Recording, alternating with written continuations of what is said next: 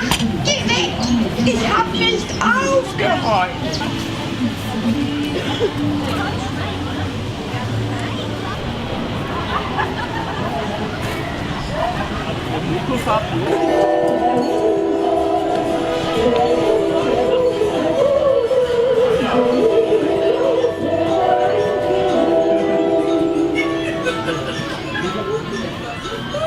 Aha, du willst die Frau Liebste holen, aber der schöne Vogel sitzt nicht mehr im Nest und singt nicht mehr.